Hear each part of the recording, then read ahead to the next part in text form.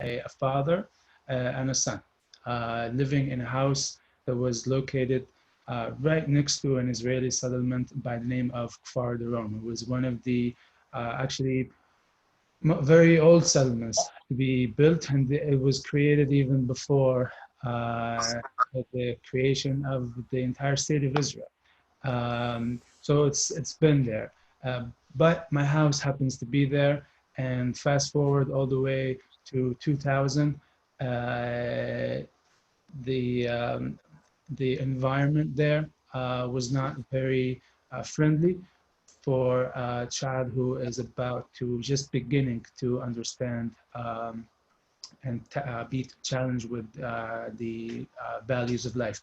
The soldiers who were located right behind our kitchen, they came to my dad when the second intifada started and told him that he was better off packing his bags and taking his kids and going, moving away because it was a better option, a safer option for him. To which he responded and said that if it's not going to be safe for my children in their own home, I cannot imagine it for us, imagine it being safe for them anywhere else. And so I was 11 years old at the time. He decided, along with my mom and the rest of my siblings, that we were going to stay in the house. Now, I come from Gaza. I come from nowhere else but from Gaza. I have actually 9 names in my name. My family is one of the oldest ones in our town in the middle of Gaza Strip. So he was very much attached to it and understood that connection and valued that connection more than anyone I've ever met in my life. Me, on the other hand, as a kid, as a teenager, I grew up in a big house on a big farm. My dad sold vegetables in large quantities to markets in Israel, Egypt, and Jordan. And in addition to that, he taught English literature passionately, enjoyed that job very, very much. Uh, on top of his activism and always advocating for and promoting the concept of the children of Abraham. He very much thought that it was not just a concept that people should use, people should only also live to it, not just speak about it. So he was that type of person.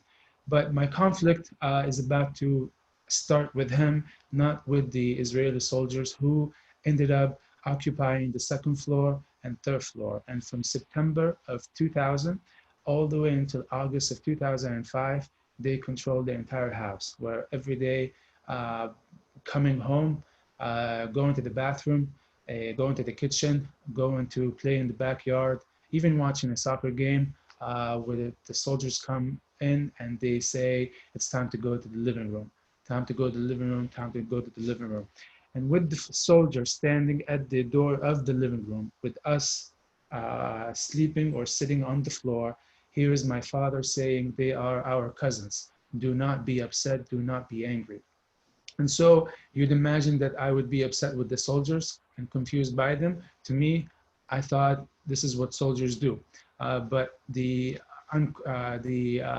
confusing part was my father and his beliefs that no matter what happens here, we are not going to become angry.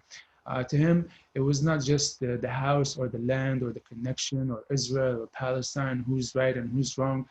The ultimate battle for him was that I am not going to allow the actions of the others determine the potential of my children.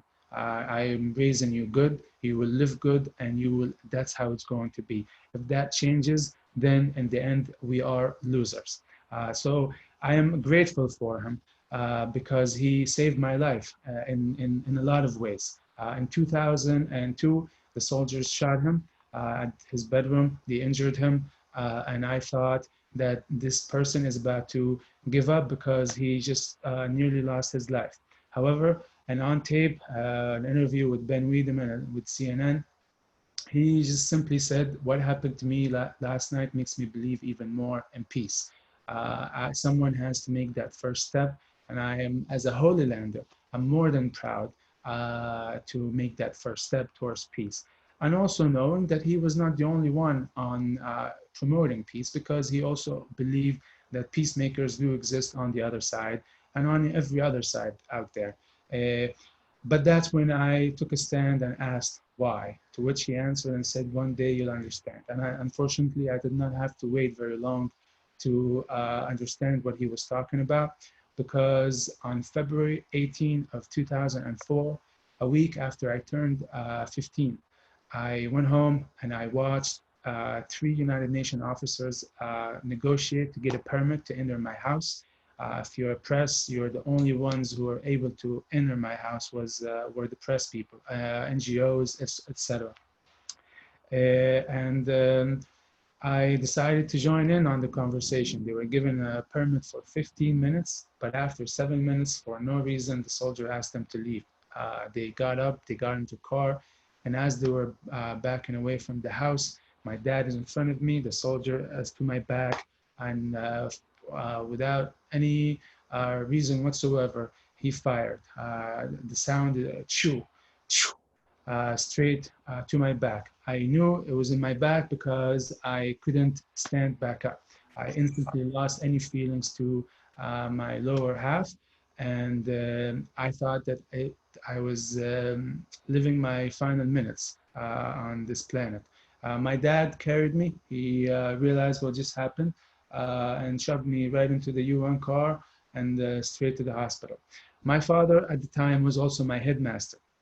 So I had to deal with my dad at school, and I had to deal with him at home. And then on top of everything, instead of just getting his permission to do stuff, I also had to get the permission of the soldiers. So I was ready to leave that environment, let me tell you. But as I look out the window and I remember the blue sky, instantly I am reminded, or I say, or I complain, but I'm just 15, why should I go now? Uh, but by the time I arrived to the hospital, I felt pain again. I felt again, I felt pain, pain, pain, some of which I feel to this very day. But that's when I realized that I was not going to die. A few days later, I wake up for the very first time in a city called Tel Aviv at a hospital by the name of Tel Shomer, surrounded by Israeli doctors and nurses. Now, all my life, the only and good positive representation that spoke and advocated on behalf of Jewish values was not the soldiers, was not the settlers, it was my father and his insistence on the idea and the values of the children of Abraham. And now that was for the very first time in my life materializing in real life. Oh, no food open because of COVID. She's probably starving. Yeah. So, and after nearly 2 years, the Israeli doctors and nurses not only saved my life, but they also taught me and trained me how to walk again. Getting out of bed, taking the stairs, sitting in a chair, things that I never thought that someone would be telling me how to do. And least of all, someone who I've always expected to be my enemy. So one Israeli was there to shoot me, but many, many Israelis were there to also save my life. And that brought me closer to my identity as a Palestinian. And that brought me closer to my dad's message for peace and coexistence between Jews and Arabs, Israelis and Palestinians, and pretty much everywhere. And since then, everywhere I've been, everywhere I've gone, I have been on this path of, I know that the peace and forgiveness and understanding is not a myth between Israelis and Palestinians. It happened before. I've read about it in history books, Andalusia or Ottoman Empire or throughout other empires and in different times, we were able to truly coexist. And I believe because of my father and this experience, I believe that this is going to happen sooner or later, if it's not already happening. Uh, when I came back to the US, I didn't come back. The first time I came to attend the summer camp, Seeds of Peace, Israeli Palestinian children, camp in Maine. And that even got me even more involved and wanting to do even more. It was there that I spoke in public for the very first time because I was unable to do any sort of sports activities because of my back. I still have the bullet in my back. So there are many things that I can't do, but I can walk and I can speak. And I was given that chance to speak then, and I have been speaking about this experience, about my work ever since. I've gone to 25 states, so many schools, so many synagogues, churches, mosques, libraries, conferences, uh, pretty much repeating what I have inherited from my father. When I was a sophomore in college at Northeastern, I received heartbreaking news. Um, that he was no longer with me in this world. The last time I would see my dad was when he dropped me off at the border with Egypt to come to the US in August of 2006. Just a year after he proved himself to me and his entire family and his entire country, really. When he won the house back, Israel decided to leave the strip. The settlement was about to be dismantled. The soldiers were about to leave, and for the very first time, after 5 long, hard years, he sprinted upstairs and said to all of us, "I told you I was going to get the house back." And right then and there, I believed in his message and in his work that in the end, he did not lose his humanity. And today, through his work, I'm able to see the humanity in everybody. Through his kindness and his wisdom, I'm never affected by the wrongs that continue to happen, the misunderstandings, the divisions, the mistrust that continue to be there and exist between Arabs and Jews and Israelis and Palestinians in the Holy Land. It's through that person that I'm able to sit here today and tell you that peace is possible sooner or later between Israelis and Palestinians. So I started to write the book because I believe that the human touch, the human story, the human experience is not there. Every year we try, politicians come to meet, but it doesn't come to anything that changes facts and realities for people on the ground, Israelis and Palestinians. And I believe that it's through culture, it's through art, through music, through writing. I happen to be into writing, so that's my contribution. That we have to begin investing in educating the other side about why and how we see things and why we see them the way we do. Yossi Klein Halevi did something similar. A friend of mine, I'm proud to call him a friend, he wrote letters to my Palestinian neighbor, targeting and also published it in Arabic, telling Palestinians why he fights so hard to live in the Holy Land, why he feels such a connection, where that connection comes from. And it's important to educate people about our values and not just have it through a soldier, through a checkpoint, through a politician. So it has to be more on a human level. So that's why I put the time from junior year, pretty much by the time I graduated from Brandeis in 2014, I had my first draft and kept at it until I was picked up by Harper. I'm very grateful, I'm very proud, I'm very privileged, and I look forward to making every day count towards making peace possibility and a reality between Israelis and Palestinians and between everybody else out there. Thank you everybody for listening to me.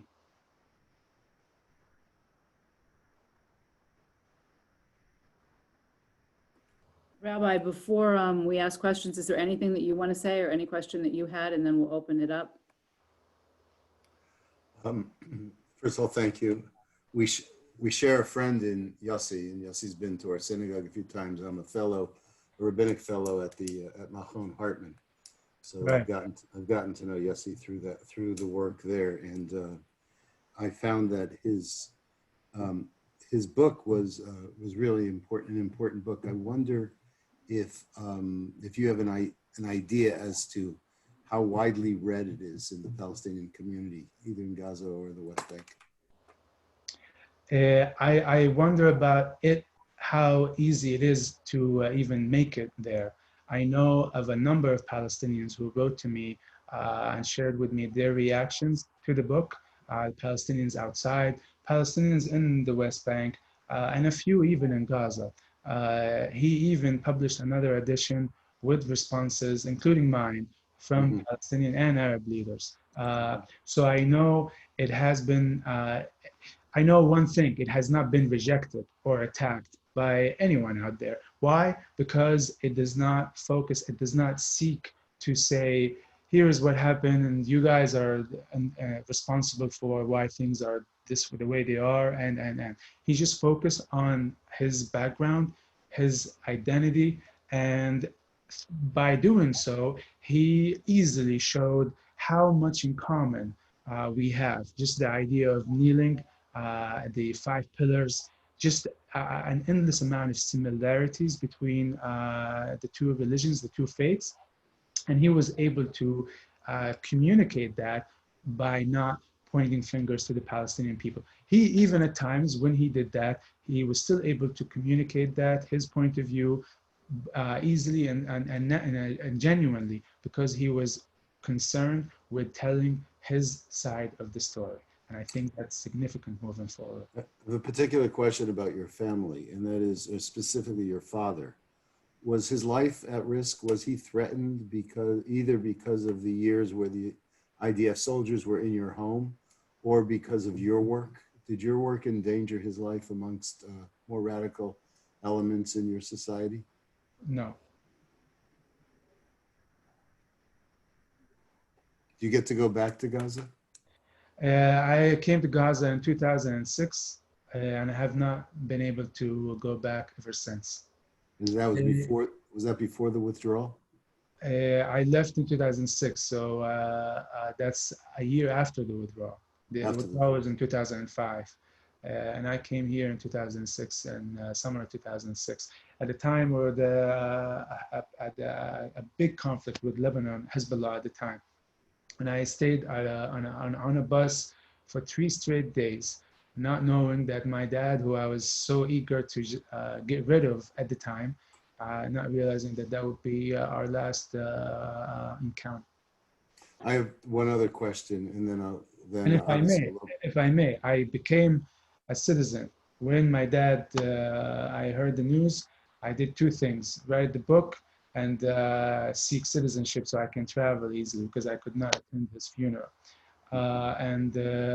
Just 2 years ago, in January of 2019, I was sworn in as a United States citizen. And even then, it's still not easy for me, because in the eyes of the Israeli authorities and in the airports at least, I'm still a Palestinian, and I'm not treated as a US citizen. One last question that will be of particular interest to a group of our congregants. We were in Israel last October, and we visited with the settlers and the Palestinians who were engaged in the Roots project in the West Bank. Yeah. Are you familiar with Roots? I'm familiar with Roots. Yeah. And that just tells us that it is mainstream, but somehow it's not mainstream yet. I feel that it's about to become mainstream and normal, and everything that my dad has been teaching me in 2000 is happening today, and has been happening over the past 10 years at least. And I think that we are on that path. But not just Roots, there are so many other groups who advocate not giving up on who we are and our values, but emphasizing on the need for us to take and make that human effort to educate each other and one another about why we want to live in the Holy Land. I think that's important moving forward. So, Lisa, you want to? Where does your mother and siblings currently live? My mom is still in Gaza, in the same house. We have rebuilt the house, 3-story house. Very proud of this, because we had to fix it bit by bit, week by week, and as much as we could, my siblings and I.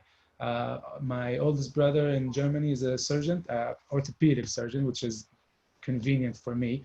My second brother is an engineer, medical engineer. My oldest sister is also a doctor in Hamburg, Germany. And I have a younger brother who's a communications engineer in Sweden.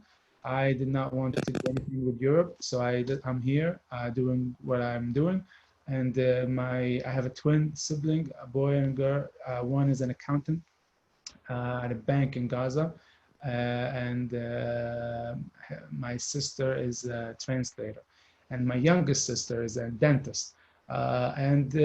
We have gone through a lot as a family, but we're always united through my dad's spirit and we're always immune from giving up on the idea of being optimistic that tomorrow is going to bring better things through his perspectives and view of the world and everyone who lives in. Have you seen your mother? I've seen my mother for the first time last summer in Germany. Wow. Karina had a question, so let me just read that if you don't mind. You answered some of it, but what helped to form your father's perspective was the first question. And then what do you do at the institute that you currently belong to or work with? This is a question I ask myself every day. I got to live with my dad, at least the times that I remember are between 2000 and 2005. And at that time, I was not the greatest student out there. So I was never in a position where I could earn his trust to tell me about what made him become the man he was. I am looking very much forward to the day where I'm able to go back to my house and to specifically open his books. We've got a little library for everything that he used to read. And that will hopefully help me get to know him better. Also, my mom, I was hoping she would be of an assistance there. And she said, I also didn't know, I wasn't there when he was in college. I didn't know him then. But we know that he was a good hearted person. He is one of the people who believed that it is attractive to be good. In our world, unfortunately, sometimes it's sexier to be the naughty and the controversial one. My dad thought the opposite way. His father, before passing away, he trusted him with the inheritance. And his brother, I talk about it in the book, he decided that it was not right to bring in their two sisters in on the inheritance and just split it 50-50 because their husbands will take the land. To which my dad responded that that was not right and was not fair. And so his brother fought him, who I'm named after, over that. And even then, he decided to do the right thing.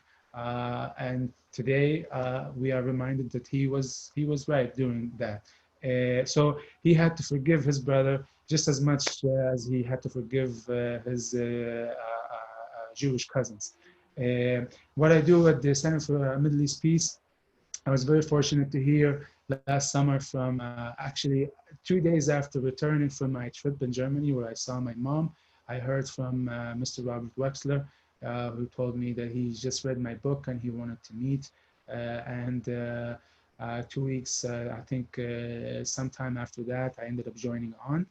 Today, I help with research, with our efforts to educate Jewish communities across the country about the efforts that are being that are taken on both sides, and we focus more on conveying the human experience. We don't focus so much on politics, but we try to educate on what it is like to be Jewish in Israel and what it's like to be Palestinian living in the West Bank and Gaza, and to me in Palestine. Robin Schwartz asked, how do you see your work for peace becoming more widespread and accepting? I would like to hear more about it. What does that mean? Robin, do you want to say something? You can unmute. Go ahead. Hi, Yousef. First of all, thank you so much. What we're listening to is just so enlightening. And I was one of the travelers with Rabbi to Gaza last October, so I was able to see. You mean the Gaza border? Yeah. Yes. So I was able to see so much from a very different perspective. A Jewish American citizen traveling from Israel into Gaza and meeting with people there. So it was very different. But my question is, just in terms of the work that you're doing, I know that you're saying that you meet with people through different houses of worship, churches, synagogues, mosques, as well as schools, congregations, and so on. How do you see it expanding even further so that it becomes something that's even more of a movement towards peace, rather than focusing just on the violence and the hostilities? I think that moving forward, the way we choose our leaders the way we expect them to go about this very issue that we've been dealing now for far too long, multiple generations, multiple attempts. I think it's going, in the end, it's going to come down to how knowledgeable the people are of one another. So many Palestinians, they think that peace is going to be accomplished, but only with the left. And therefore, they don't have to speak with the ones who stand on the right, settlers, and the rest of the and the Jewish culture, the Jewish community today. I know this just from speaking everywhere. It couldn't be more diverse. And the same for Palestinians. So many Israelis, they feel we wish all the Palestinians were like you, but I'm peaceful and I believe and I am the way I am because I was raised a Palestinian in Gaza. I was taught peace and forgiveness and coexistence right there. I think that we, as interested people, as involved people, we have to push the leaders, whether community, religious leaders, university leaders, politicians, to invest more in the interaction, the human interaction between people and not make it so controversial. It isn't just risky for Palestinians to speak to Israelis. I have met Israelis who have told me, Israelis who attended Seats of Peace, that they didn't tell their employers where they were going, what they were doing, so they are not judged or they are not betrayals of Zionism, et cetera, et cetera. It is a real problem, and as long as we are not investing in a real solution towards that problem, any future attempt on a official political level unfortunately is bound to fail, just like it failed in the past. And I feel that writing books through art, through culture, through things that we all care about and things that attract all of us, I think that we have a much more tangible chance there. Ask another question. Gary Feldman asked about the climate of Palestinian and Israeli views on college campuses. Do you have any thought on that? In what way? I don't talk about that in my book. I hope to talk about that more in my next book, but I'll give you just my brief take on it. I feel that when I was on my campus, I started with Northeastern. It was so emotional and so contested, and most people who were advocating, whether for Israel or for Palestine, have never been to Palestine or Israel. Never actually don't even know what it's like to live fearing for your life on the other side, or for a Palestinian having to deal with so many things. So I felt that there was so much opportunity wasted because the school itself was not investing in activities that show to both sides the things that both sides had in common. I think that's sometimes a deficiency that the democracy has, but it was never the responsibility, especially in this conflict, I believe. It's not the responsibility of our leaders altogether. It's also the responsibility of the people who who truly want this problem to come to an end. I believe that they are there, but I don't believe that they are working together as a team just yet. They are here and there, but I think more is to happen in the future. There was another question. If you would remind me, there was a second part to it. No, that was about just Israeli-Palestinian on college campuses. I believe Rabbi Steinhardt has a question. Can I ask another question, Yousef? I think that, when we speak about peace and when we speak about peace between people, there are different aspects to that and different levels of that conversation, as you know. So on one hand, there's the element that has to do with the peaceful heart and person-to-person relationships, learning more about each other, empathizing with each other's stories and narratives, coming together over art and sports and music, et cetera, and creating cultural exchange. And so working on the hearts of people, as it were. But then there's also this other element that has to do with national aspiration. And so that the Palestinian people do have an aspiration for a Palestinian state that runs very deep and is very powerful. And similarly, within the heart of the Jewish person for thousands of years is aspiration to be a free people in our own nation. Do you address that aspect? For example, are you able to say that you would be you would be an advocate for a two-state solution in Israel and Palestine? Do you go into that aspect of the conversation? I don't focus on it because I think it's irrelevant for the time being. I think that whether it is Palestinians agree to a two-state solution, that's the mainstream opinion out there. It has been since the Oslo Accords, really. In my opinion, it has been the case since Arafat announced the Palestinian independence in '88 and the formation of the PLO. On that basis, the US agreed to begin speaking with the PLO. But besides that, I think that this has been the norm now for the past 30 years. A lot of Palestinians think two states.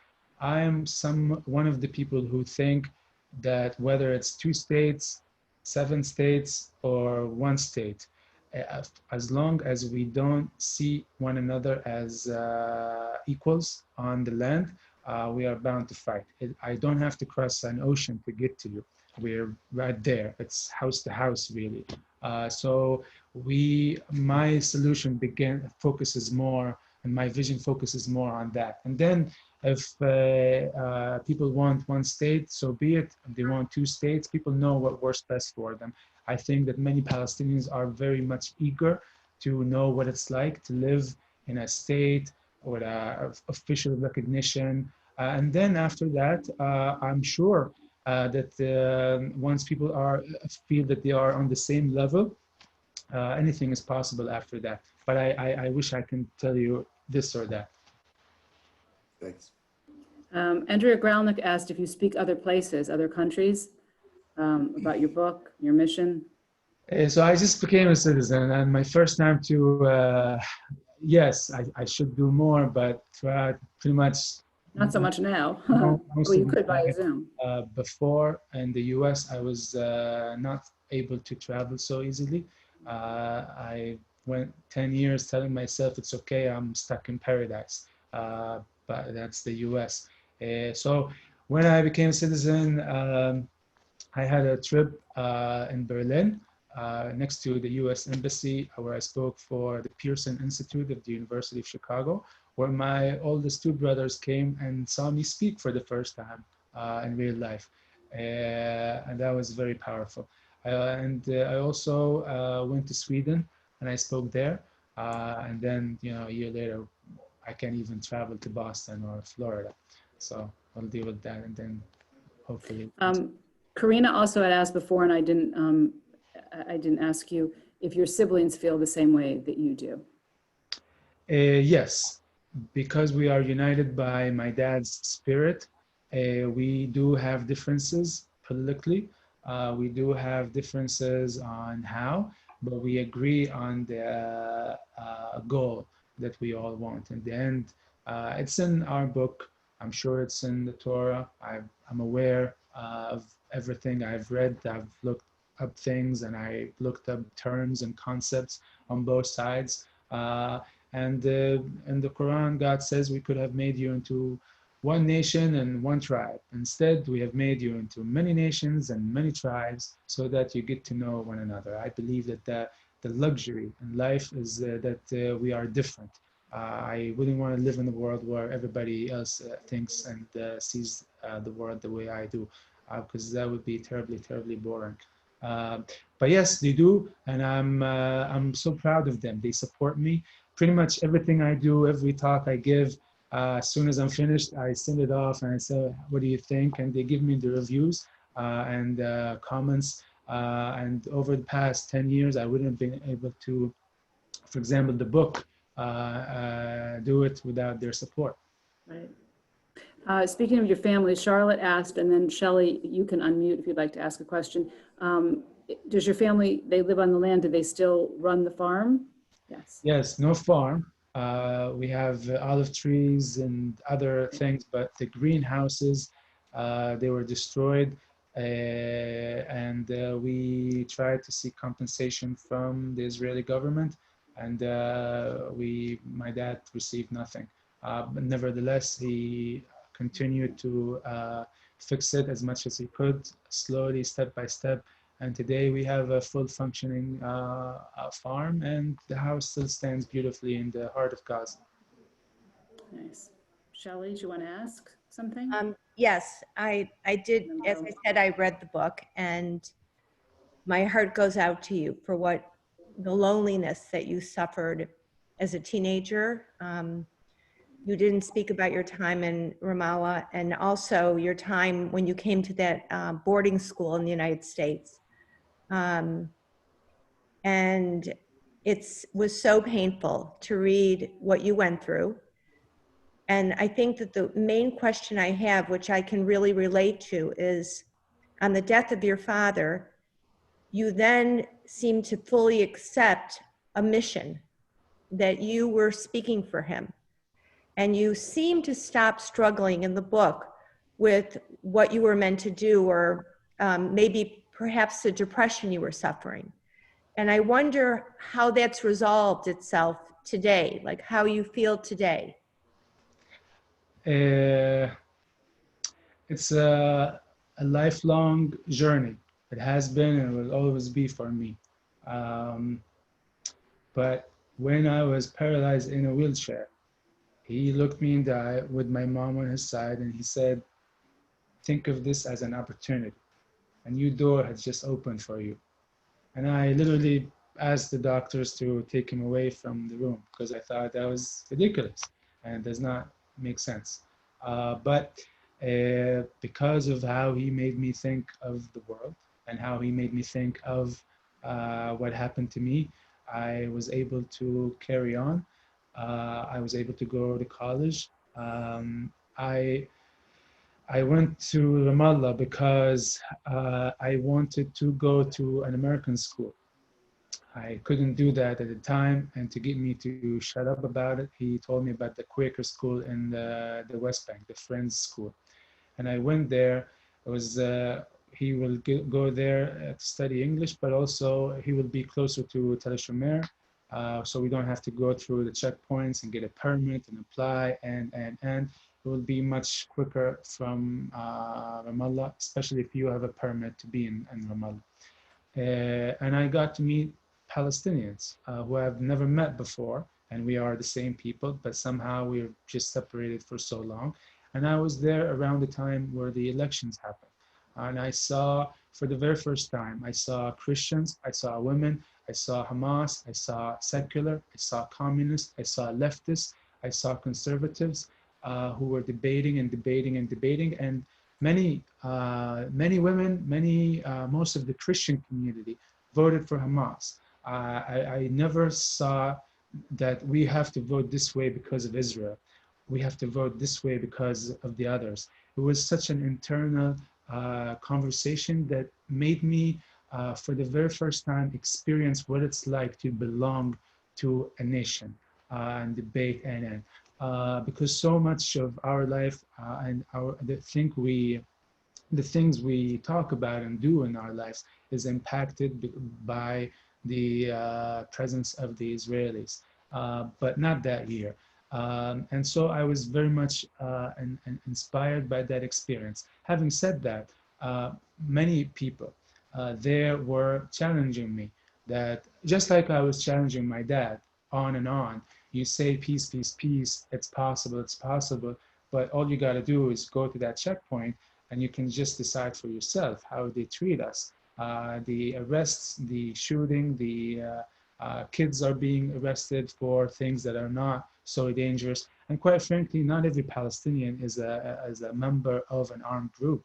I would say a very minority. If you look at the statistics and the numbers, most Palestinians are not involved. Yet all Palestinians are treated in a very sophisticated manner, as they all seek to destroy us. And you can never make peace if you think that this person just wants to destroy you. If that's the impression, it's just impossible. I would never be able to say out loud that someone who wants to destroy me and kill me and actively works towards that goal, I'm just going to make peace with them. It just does not make sense. But I believe that most Palestinians actually do seek peace. And I saw it there in Ramallah. My aunt struggled with me, and she did not want me in her house because of seeds of peace. She thought I was being brainwashed to fall in love with the Jewish people. But my father was always there to remind me, you did not ask for any of this. It happened. The conflict, I wasn't educated about the Israeli-Palestinian conflict from a TV station. It happened right there in front of me in my own house. So I know and I've seen and I understand. As soon as I decided and I came to understand at the age of 16 that in order for me to have a fair shot in life, in order for me to make my family proud, in order for me to one day perhaps help my people reach their legitimate aspirations for freedom and independence, I have to leave. And so I spent most of my spending money that my dad would send to me on internet hours at cafes, writing to every boarding school I could find on this new thing that has just been released to the universe, and it's called Google. I wrote to schools in Jersey and Alabama and Alaska. My name is Yousef Bashir. I am going to do such and such, and you should accept me and you should read my application. And I always get an automated message until I got an email from a person called Shaylin Johnson. She said you'd be a great addition to Wasatch Academy in Utah. I went to my dad and he said, what is Utah? That was his very first question. I've heard of New York and DC, but never Utah. And I told him it's the best boarding school in the US. All you have to do is just let me go. And I arrived here, and it's been a wonderful experience. I started out in Utah. My headmaster ended up also Yousef, attending all of my graduations, college and graduate. And to this very day, he's been a great mentor of mine. And because of my dad's spirit, even when I've met people who didn't particularly know enough about Palestinians or had high opinions of Palestinians, because of how he raised me, because of how always believe in the goodness and always try to see the good side of the persons who don't have high opinions of you, they will end up helping you. And many people who, like I said, don't know much about Palestinians ended up making the biggest difference in my life that helped me carry on. I've been here by myself, no family, nothing. And many of the families that became my families are actually Jewish. They're all in DC here. And it's been just wonderful. And this is pretty much why I wanted to go to Brandeis of all places, because I didn't want to just say peace, peace, peace. I wanted to go through that experience, living that peace. I was with classmates who were in the IDF. The 2014 war happened when I was on campus. It was a very difficult experience, but it was an important experience for me and for them, to always remind them that you don't have to judge me by that one person, by that one group. You have to judge me by truly, truly knowing me. And in doing so, I'm making, at least I think I'm making my part of it. I feel that there are Israelis who are also doing their part of it. And I hope that in the future, as we grow older, my generation will make this to become the norm. Thank you. That's a perfect place, I think, to end. I just want to say, everybody, please, here's the book. You have Get the it. British version for some reason. There's, if you see you're gonna end up seeing the American one, HarperCollins. You'll see a picture of my dad and a different title. And it's available Barnes & Noble, Amazon. Yes, it should be like, do you see me? Yeah, this we got from the JBC last year, and Yeah. actually I read it today and I loved it, honestly. Yeah, So, and if you do it's read same, it, but please write so reviews. they're not maybe confused by another author. Did you say it's the Yiddish version or the British version? The British version, but Karina, that's what JBC sent us, right? I think, because Amanda lent this to me, but anyway, Last year, but this year I have the right one. it was last year. I have the same one that Yousef just showed us. But it was really great. I have a quick question. Did you go back to the hospital ever and see any of the people that, because you really had a great relationship with them, it seemed. I mean, you felt really genuinely connected to many of them. I went back once after I was done, and I was very glad that I was able to do that. Pretty much I was smuggled into Israel. I didn't go through the checkpoint by a US citizen. And I walked into the hospital, and I remember how the nurses were just pretty much saying, "Oh, look at you now, look at you now." You know, you're like running around. Right. It was a powerful relationship that I carry with me everywhere I go. And it's those relationships that even tomorrow morning when I open the news and I hear of a Palestinian being harassed, a home that was demolished when it did not need to be demolished, I'm reminded of those people, because I don't judge Israel and Judaism by the violent acts that are being done at the hands of the soldiers. I'm not saying that all of them that's what they do actively, but things happen, and they have been happening, and I feel that they don't need to be happening continue to happen, because people can do better, and we can do better, and we deserve better as Semites, as children of Abraham, as children of the Holy Land. Thank you. Thank you, everybody. I'm impressed Thank you so much. how many people are here. I thought because of the debate, maybe not, but I'm so proud of this. There's a big group here. Thank you so much for listening to me. Maybe if you end up reading my book, you'll be struggling to read some of it. But in the end, I promise you, I seek nothing but understanding. I seek nothing but trying our best to bring us closer, because we can no longer afford to be divided, and we can no longer afford to go about life knowing that we are enemies, and it's a waste of time to be locked into that mindset. Thank you, everybody, for listening to me. Thank you so much. Thank you for joining us. Rabbi, did you want to say Rabbi wants to say something. Just a closing comment. First of all, Shachran, Toda Rabah, thank you very much.